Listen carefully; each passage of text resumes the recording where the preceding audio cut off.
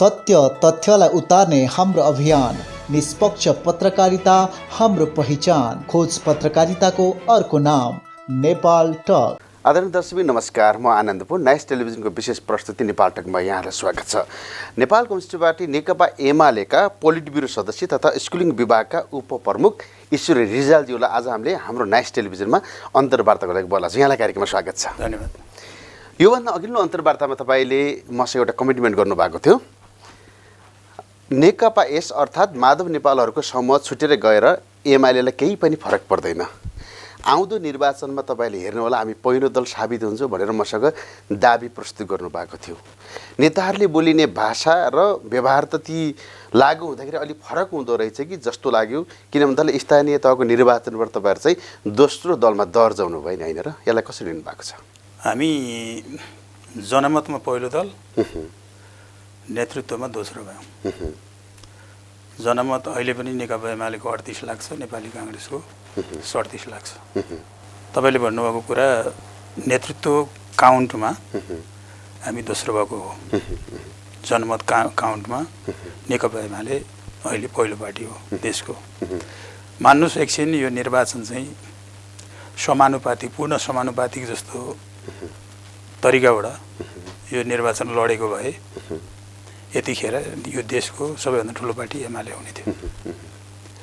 तपाईँले भन्नुभयो, मैले जुन तपाईँको पहिला कार्यक्रममा मैले दाबी गरेको कुरा, सायद अब त्यो रेकर्ड हेर्ने हो भने धाँधली रहित निर्वाचन हुने हो भने, निर्वाचनमा कुनै पनि खालका त्रिगडमहरू नहुने हो भने, जनताले स्वतन्त्रपूर्वक मत हाल्ने परिस्थिति निर्माण गर्ने हो भने नेकपा एमालेलाई जति दल मिले पनि कुनै फरक पर्दैन, मैले त्यसो भनेको थिएँ। तपाईँलाई थाहा छ यो निर्वाचनमा प्रशस्त मात्रामा धाँधली भएका छन्, बुथ कब्जा गरिएका छन्, अनि उम्मेदवारहरू थुनामा परेका छन्। जसलाई भोट दिनुपर्ने हो, जसले भोट माग्नुपर्ने हो, त्यही मान्छे थुनामा पर्यो भने के हुन्छ हालत? त्यसरी त्यो मतलब तपाईँहरू प्रतिपक्ष भएको र उहाँहरू सरकार पक्ष भएको, उहाँहरूले फाइदा उठाएर तपाईँहरूलाई चाहिँ त्यसरी त्यो खालको टिकदम अप्नाएर नै तपाईँहरूलाई चाहिँ दोस्रो दल बनायो, या त जित्नुपर्ने ठाउँमा जितिएन भन्नु खोज्नु भएको हो? होइन, हो नि, त्यही कुरा हो। नेतृत्व गन्तीमा पनि अहिले पहिलो दल एमाले हुन्थ्यो, त्यसो नगरी भए पहिलो कुरो त 5 दल एकातिर, एमाले एकातिर, यसरी भएको यो अहिलेको प्रतिस्पर्धा होइन। समाजवादीले 22 सिट ल्याएको जस्तो लाग्छ मलाई। 12 ठाउँमा उसको गठबन्धन थियो। सँगसँगै नेपाली काङ्ग्रेसले 121 ठाउँमा गठबन्धन गरेका थियो। माओवादीले 24 ठाउँमा गठबन्धन गरेको थियो। यसका बावजुद पनि नेकपा एमाले जनमतमा पहिलो पार्टी भएको छ र धाँधली रहित निर्वाचन गरेको अथवा स्वतन्त्रतापूर्वक निर्वाचन गरेको भएदेखि नेतृत्व काउन्टमा पनि नेकपा एमाले पहिलो पार्टी हुन्थ्यो। यो त यस्तो हुन्छ, स्वाभाविक प्रक्रियाको हिसाबले के हुन्छ भन्दाखेरि नेताहरूले अर्थात् राजनीतिक दलहरूले एकले अर्कालाई लगाउने एउटा आरोप प्रत्यारोप जस्तो पनि सुन्नमा आउँछ। हरेकले चाहिँ हामीले जितेको भए या त हार्दाखेरि पनि धाँधली भयो भन्ने शब्द प्रयोग गर्छन् र यो चलन चल्तीको भाषा जस्तो भइसक्यो। तर अहिले नेकपा एमालेको पछिल्लो स्थितिलाई नजिकबाट आकलन गर्ने हो भने मूल नेतृत्व अर्थात् जहाँ सहरी इलाका छ, जस्तो थुप्रा महानगर नगरहरूमा चाहिँ नेकपा एमाले आफ्नो वर्चस्व कायम गर्न सकेन नि, होइन र? गठबन्धनकै कारणले गर्दा तपाईँहरूले हार बेहोर्नु परेको, या त तपाईँले भने जस्तै बुथ कब्जा या त चुनावी टिकदम अप्नाएर तपाईँलाई पराजित गरिएको हो त? होइन, के कुराहरू हाम्रा आन्तरिक कमजोरीहरू पनि छन्। यसलाई नस्वीकार्नुपर्ने कुरा केही छैन, होइन? के आन्तरिक कमजोरीहरू छन्, उम्मेदवार चयन गर्ने कुरामा आन्तरिक कमजोरीहरू छन्, होइन? पार्टीको सम्पूर्ण शक्ति परिचालित हुने कुरामा समस्याहरू छन्, देखा परे हो।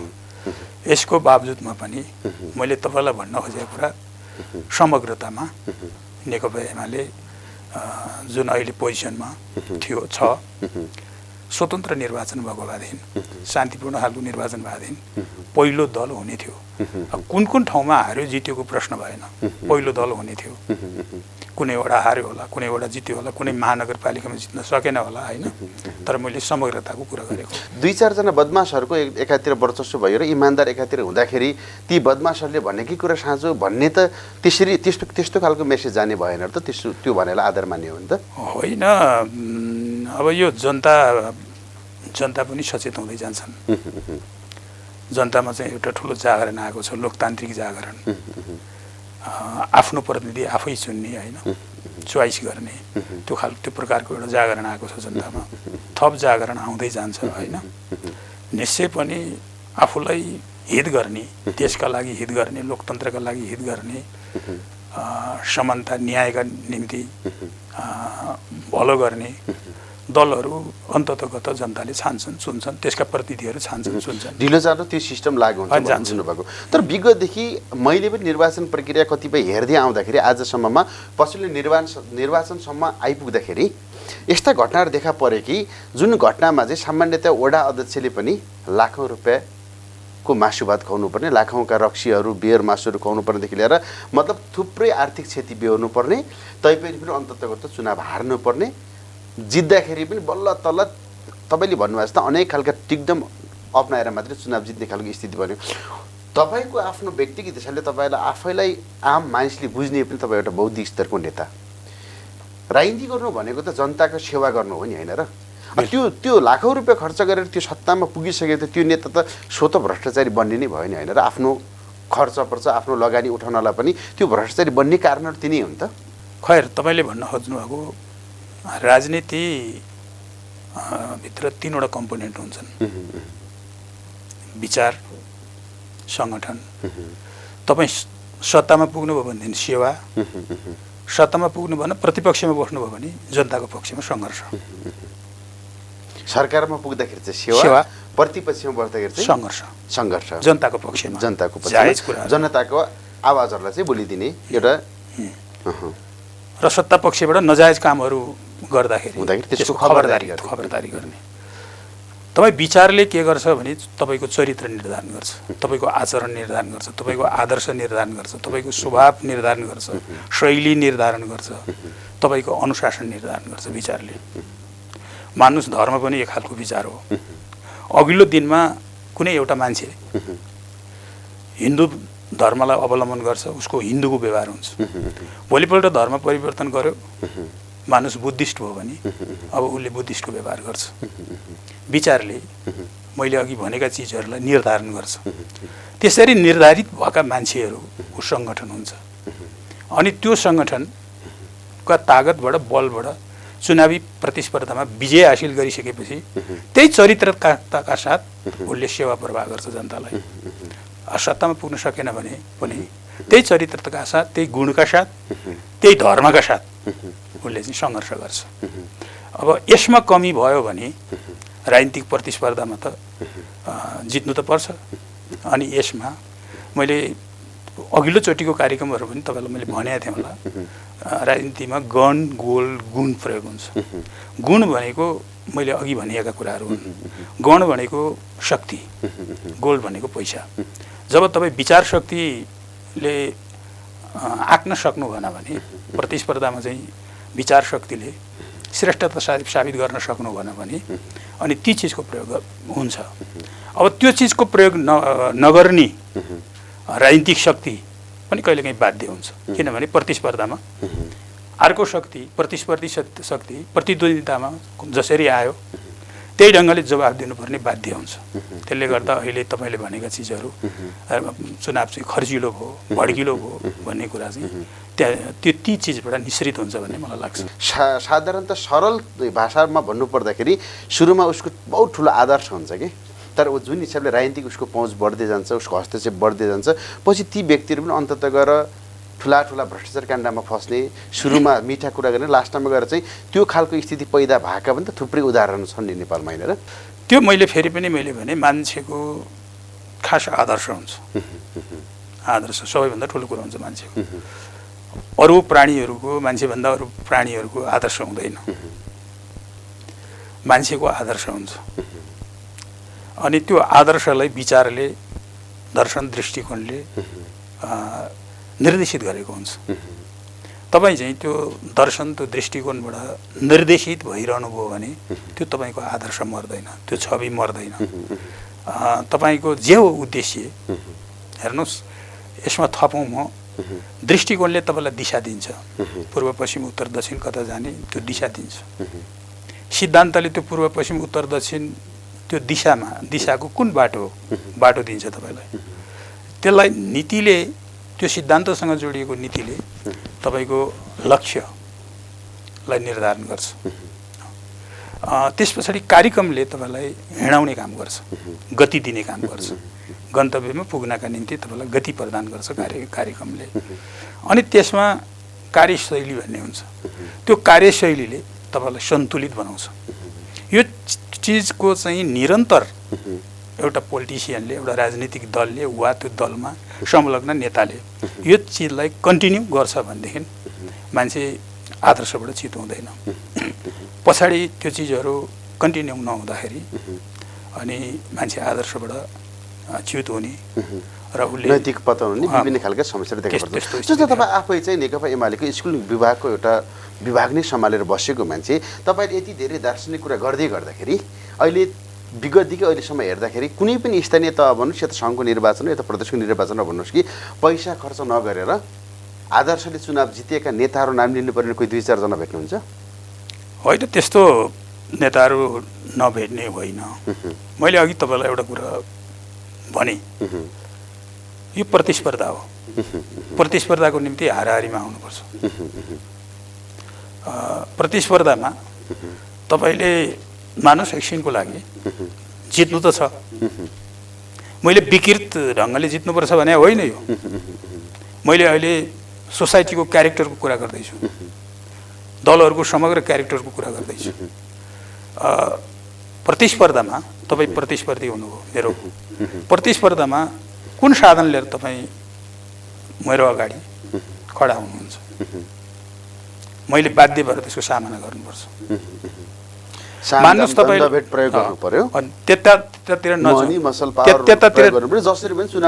त्यतातिर जाने भन्दा पनि कुरो के भनेदेखि तपाईँले लाठी लिएर आउनुभयो भनेदेखि होइन म त गान्धीवादी हुँ, म त बुद्ध जन्मेको ठाउँको मान्छे, एकदम शान्ति प्रेमी हुँ, 2-4 लाठा मलाई हान्नु होला, त्यो भन्न सकिँदो रहेछ राजनीतिक प्रतिस्पर्धामा।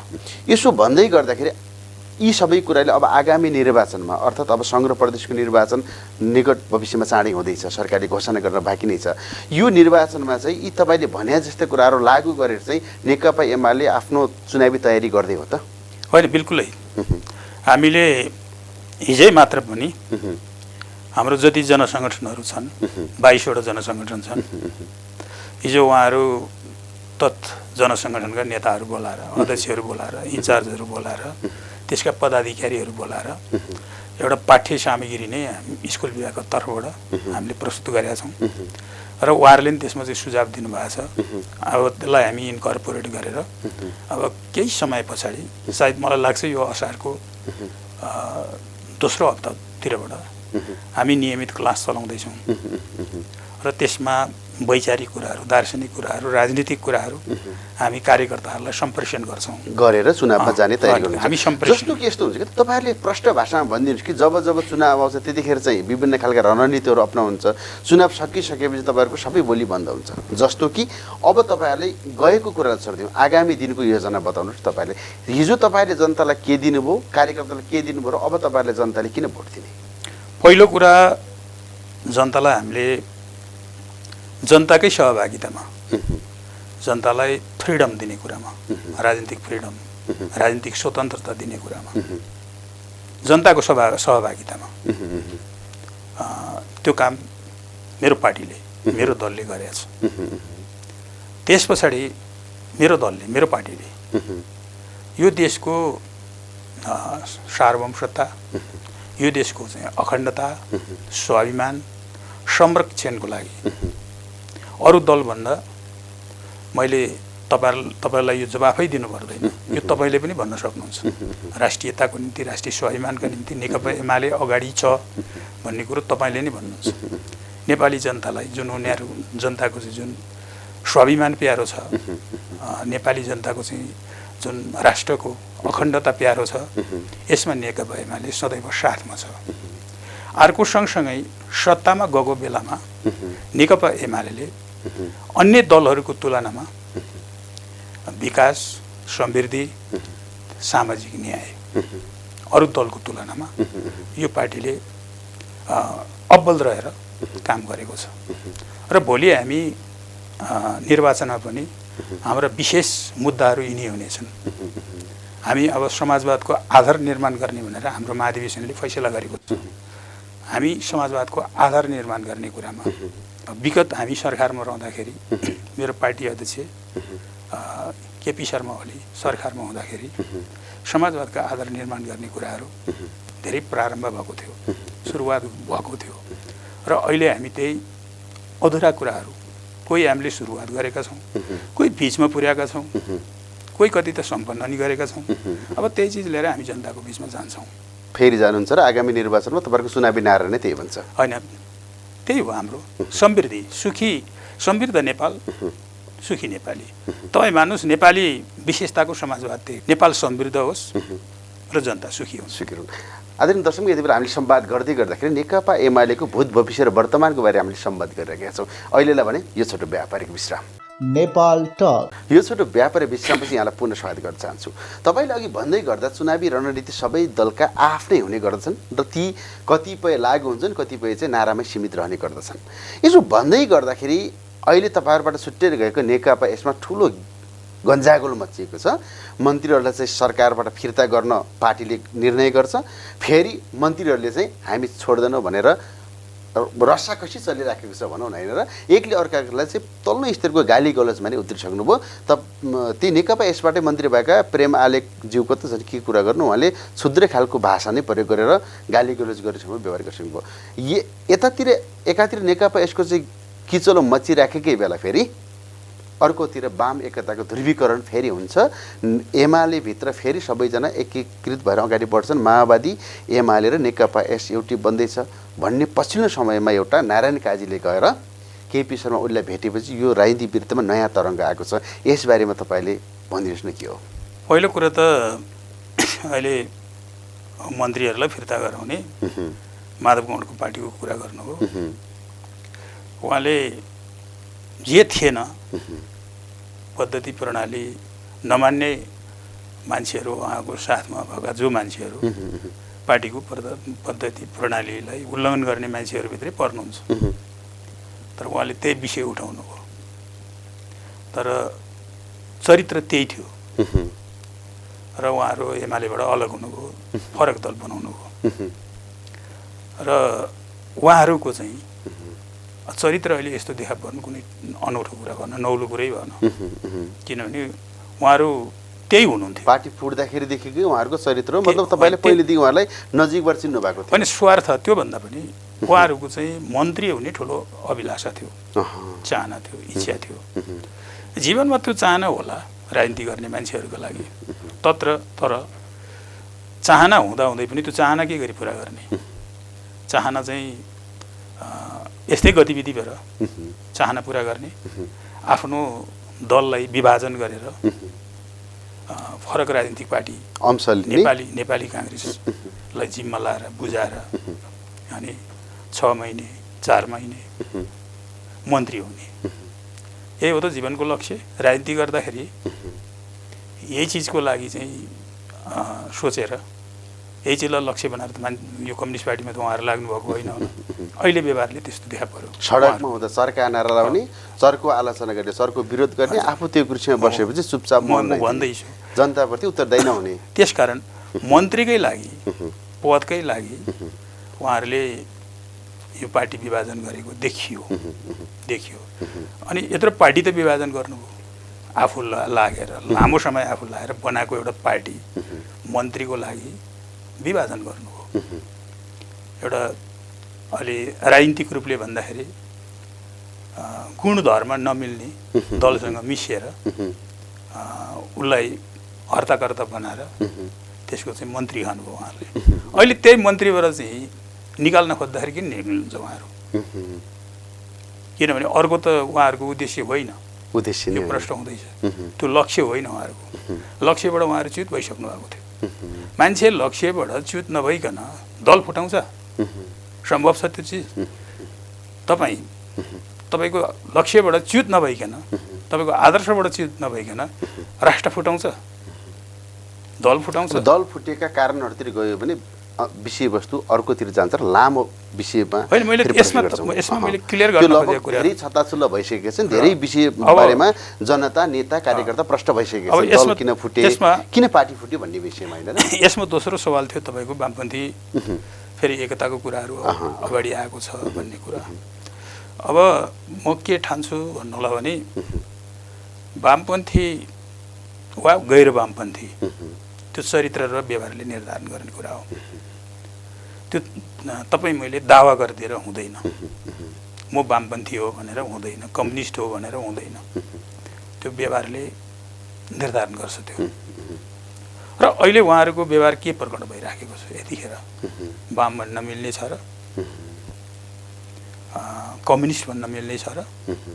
किनभने उहाँहरू अहिले काङ्ग्रेसको सरकारमा सहभागी हुनुहुन्छ। अब यो सरकारले शेरबहादुर देउवाको नेतृत्वमा बनेको यो सरकारले उहाँहरू पनि जो संलग्न हुनुहुन्छ, एउटै कुरा काफी हुन्छ। अस्ति शेरबहादुर देउवाले आफ्नो विद्यार्थी वा युवा कसको कार्यक्रममा उहाँहरूले एउटा कुरा बताउनु भयो, तपाईँहरूले राम्रो गरेन सरकारले भन्नुहुन्छ, तर के गर्ने, काङ्ग्रेसको मात्रै सरकार होइन। यसको तात्पर्य के हो भने काङ्ग्रेसले चाहिँ राम्रो गर्ने रहेछ। त्यहाँ चाहिँ माओवादीले चाहिँ यो सरकारलाई राम्रो काम गर्नबाट वञ्चित भएको रहेछ। माधव नेपालको पार्टीले चाहिँ राम्रो कामबाट रोक्ने काम गरेको रहेछ। त्यस कारणले शेरबहादुर देउवा राम्रो काम गर्ने हुँदाहुँदै पनि राम्रो काम गर्न नसक्नु भएको रहेछ। त्यही स्वीकार्नु हो। त्यही त्यसो त प्रचण्डले पनि मैले फेरि देखाइदिन सक्छु ताकत भन्ने खालको अभिव्यक्ति दिनुभयो। एमाले नेकपा यसका अब माधव कुमार नेपालजीले बारम्बार अन्याय भयो भनेर अभिव्यक्ति दिइरहनु भएको छ। त्यसकारण के हो भनेदेखि होइन, त्यो त अन्याय हुने कुरा, अपमान हुने कुरा। तपाईँ विजातीय वर्गसँग तपाईँ लसिसकेपछि, तपाईँको लसपस भइसकेपछि राम्रो कहाँ हुन्छ त? आकर्षण र विकर्षणमा त होइन, हुँदैन त्यो, स्वाभाविक रूपले हुँदैन त्यो। तपाईँ भैँसी ठुलो देखेर बाख्रो पछाडि लाग्न सक्छ, अनि एकछिन भैँसी हाल बस्छ, बाख्रा फर्केर आउनुपर्छ। पानी देखिसकेपछि बाख्रा त भाग्छ। अब त्यस्तै हुन्छ उहाँहरू। अहिले उहाँहरूको गठबन्धन त्यही हो भनेपछि अहिले चाहिँ जो वाम ध्रुवीकरण र जो केपी शर्मा ओली र जो माओवादीको चाहिँ दूतको रूपमा जानुभएको नारायण काजी बिचमा ठ्याक्कै के कुरा भएको थियो त? होइन, अब राजनीतिक कुरा हो, राजनीतिक विषयमै कुराकानी हो। पार्टी एकता, नयाँ गठबन्धन अबतिरको सङ्केत हो। अब त्यो सङ्केत भन्दा नि पहिलो कुरा, किनभने तपाईँको जहाँ उठाबसी छ, जहाँ संलग्नता छ, होइन, त्यो चिजमा भइरहँदाखेरि अब यो एकता त काङ्ग्रेससँग उहाँहरू भइरहनुहुन्छ। यहाँ सवाल के छ भनेदेखि दुईचोटि त नेकपा माओवादी केन्द्रले चुनावी तालमेल गर्यो, काङ्ग्रेससँग गठबन्धन गर्यो। दुई पटक निर्वाचन भयो, स्थानीय तहको निर्वाचन, होइन। पहिलो निर्वाचनमा पनि काङ्ग्रेससँग तालमेल गर्यो, अहिलेको निर्वाचन पनि काङ्ग्रेससँग तालमेल गर्यो, गठबन्धन गर्यो। फेरि भन्नुहुन्छ प्रचण्ड कमरेडले ऐलान गर्नुहुन्छ यो त 15-20 वर्षसम्म जान्छ भनेर। 15-20 वर्षसम्म तपाईँ काङ्ग्रेससँग गठबन्धन गरिरहनुहुन्छ भने अनि कसरी वामपन्थी एकता, कसरी कम्युनिस्ट एकता? त्यसले गर्दाखेरि कुरा हुनसक्छ। ठ्याक्कै तपाईँले यो अभिव्यक्ति दिँदै गर्दाखेरि एउटा चर्चा छ क्या, नेता कार्यकर्ताको इच्छा जे होस् के होस् त्यसको व्यवस्था गरेर टाउकीहरू मिल्दाखेरि हामी मिल्नुपर्छ भन्ने केही बाध्यता छ र भन्ने खालको कुरा योभन्दा अघिल्लो पटकको गठबन्धन हुँदाखेरि पनि नउठेका होइनन्। अहिले पनि नेकपा एमाले भित्र र माओवादी केन्द्रभित्र, नेकपा यसभित्र पनि दोस्रो पुस्ताका नेताहरूले चाहिँ बरु सिङ्गल हौँ तर एक्लै सङ्घर्ष गरौँ तर राम्रो पार्टी बनाऊ भनेर लागिराखेको र अहिले गठबन्धनको पक्षमा छैनन् भन्ने खालको पनि हल्ला सुनिन्छ नि, यो खास के हो तपाईँहरूको? होइन, अब पटक पटकको धोकाधडी देख्दाखेरि त, पटक पटकको तनाव देख्दाखेरि त जे तपाईँले प्रतिबद्धता जाहेर गर्नुभएको छ त्यो प्रतिबद्धता जाहेर गर्ने ठाउँमा तपाईँ पुगिसकेपछि अनावश्यक चाहिँ झन्झट र अनावश्यक तपाईँलाई बाधा अवरोध खडा गरेर त्यो काम गर्ने चाहना हुँदै पनि, काम गर्ने तपाईँको चाहिँ प्रतिबद्धता हुँदै पनि काम गर्न बाधा डालिन्छ भने, डिस्टर्ब गरिन्छ भने अनि के हुन्छ? एकताको, कम्युनिस्ट एकताको दुईटा लक्ष्य हुन्छ होइन। एउटा कम्युनिस्ट पार्टीको सरकार बनाउनका निम्ति बहुमत चाहिने, बहुमत, त्यो बहुमत प्राप्त गर्ने उद्देश्यका लागि गठबन्धन गरिन्छ। बहुमत प्राप्त गरिसकेपछि देश र जनताले अपेक्षा गरेका कामहरू पुरा गर्नका निम्ति अनि गठबन्धन गरिन्छ अथवा पार्टी एकता गरिन्छ, सरकारको लागि त्यो गरिन्छ। अब सरकारमा पुगिसकेपछि, निर्वाचन जितेर कम्युनिस्टहरूलाई बहुमत दिलाइसकेपछि त्यही भित्रबाट डिस्टर्ब सुरु हुन्छ भने त्यही भित्रबाट चाहिँ प्रतिपक्षले भन्दा पनि अझ बेसी डिस्टर्ब बनाउने काम, व्यवधान खडा गर्ने काम गरिन्छ भनेदेखि अनि कसरी, के का निम्ति गर्ने त एकता? अब एकता तुक छैन, अर्थ छैन। त्यस्तो तपाईँले यही कुरा तपाईँले भन्दाखेरि फेरि कहिलेकाहीँ यो कुरा कहाँनिर प्रमाणित हुन्छ जस्तो लाग्छ भन्दाखेरि एकातिर गठबन्धन अनि साँठगाँठको कुरा चर्चा परिचर्चा चल्छ, फेरि एउटा कार्यक्रममा गएर प्रचण्डज्यूले हामी सङ्घमा फेरि पहिलो पार्टी बन्छ भनेर केही दिन अगाडि भन्नुभयो। केही पिछरमा उसले त्यही दाबी गर्नुहुन्छ, शेरबहादुर देउवाले त्यसै पनि अब त हाम्रो त्यसै पनि सबै बिग्रेकै बेला भत्केकै बेला हामी पहिलो दिन हुने कुरोमा कुनै दुईमत छैन भनेर कङ्ग्रेसका धेरै नेताले अभिव्यक्ति दिइसक्नु भएको छ। यो फगत जनतालाई झुक्काउनको लागि यस्तो भाषण गर्नुपर्ने बाध्यता हुन्छ कि यता आन्तरिक पार्टीभित्र केही प्लान भएर, यता योजना भएर जनतामा गएर हामी जित्न सक्छौँ भन्ने एउटा योजनाले पनि त्यो बोलिन्छ कि यो खालि नेता कार्यकर्तालाई झुलाउनको लागि यस्ता अभिव्यक्तिहरू दिइन्छ? खास प्रचण्ड गभर्मेन्टले अब के का आधारमा दावा गर्नुभयो म जान्दिनँ होइन, म त्यतातिर प्रवेश पनि गर्न चाहन्न। काङ्ग्रेस र एमालेको चाहिँ आधार छ। काङ्ग्रेसको आधार फेरि पनि उसले वामपन्थी पार्टीहरू फुटेको छ भन्ने, किनभने ऊ त काङ्ग्रेस त अर्को होचो भइदिएदेखि अग्लो हुने न हो, आफै अग्लो हुनु त सक्दैन। त्यसले गर्दाखेरि वामपन्थी दल फुटेको कारणले गर्दा बहुमत ल्याउँछु भन्ने हो, उसको आधार त्यो हो। हाम्रो आधार त अहिले यो निर्वाचनमै देखा परेको छ नि, पहिलो दल एमाले हो त, अनि हामीले चाहिँ हामी पहिलो पार्टी हुँदैनौँ, बहुमत ल्याउँदैनौँ भनेर यत्रो आधार हुँदै भन्नुपर्ने अथवा नभन्नुपर्ने पार्टीलाई, जनतालाई आधार नगर्नुपर्ने के कारण छ? हाम्रो त आधार छन्। अब प्रचण्ड गभर्मेन्टले के का आधार भन्नु छैन। स्वाभाविकले दलीय प्रतिस्पर्धामा जनताले रुचायो भने त्यसमा अन्य दलले दाबी गर्नु, यसको ब्युटी नै हो, जनताले चाहिँ छनौट गर्न पाउँछ बा।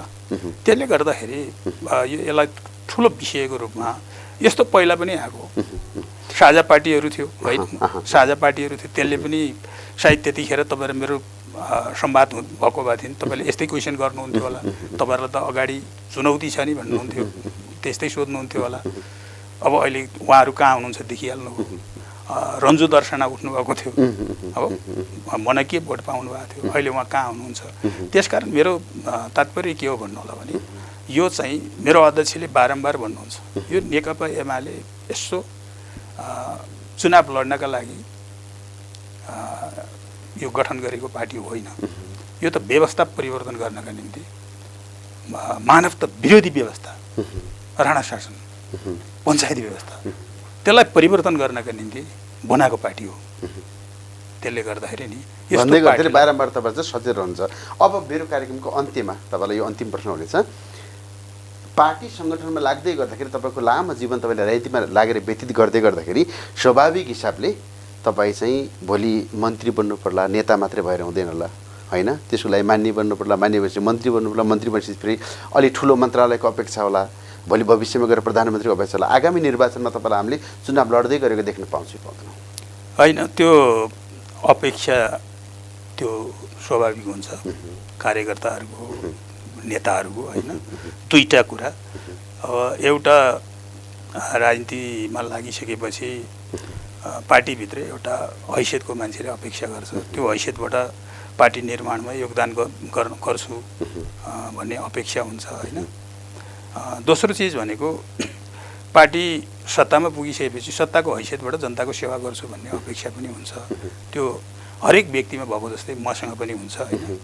तर मसँग भएको चिज निर्णायक होइन, यो पार्टी निर्णायक, पार्टीले निर्णय गर्छ। पार्टी निर्णायक हुन्छ। पार्टीको निर्णयलाई मैले स्वीकार्नुपर्छ, नभए दुःखका साथ भन्नुपर्छ प्रेमाले जस्तो रामकुमारी झाँक्री जस्तो होइन्छ, म त्यो हुन्न। र मलाई पार्टीले जहाँ निर्णय गर्छ त्यो कुरालाई मैले शिरोधार्य गर्छु र मेरो आफ्नो गच्छे अनुसारको आफ्नो हैसियत अनुसारको मैले माग त राखौँला, स्वाभाविक हो एउटा कार्यकर्ताले होइन, मैले आफ्नो दाबी गरौँला, तर त्यो मेरो दाबीलाई मैले गरेको अपेक्षालाई पुरा गर्ने नगर्ने निर्णायक हैसियत पार्टीले राख्छ। तपाईँ जतिको बौद्धिक नेतालाई हामीले जतिसक्दो चाँडो पार्लियामेन्ट देख्न पाउनु पर्यो। तपाईँलाई हामीले नाइस टेलिभिजनबाट शुभकामना व्यक्त गर्न चाहन्छु कि तपाईँलाई अर्को अन्तर्वार्ता तपाईँ मिनिस्टर भइसकेपछि, तपाईँ मन्त्री भइसकेपछि, तपाईँ माननीयज्यू भइसकेपछि फेरि अन्तर्वार्ता गर्न पाऊँ, अहिलेलाई बिदा हुने अनुमति चाहन्छु। Thank you.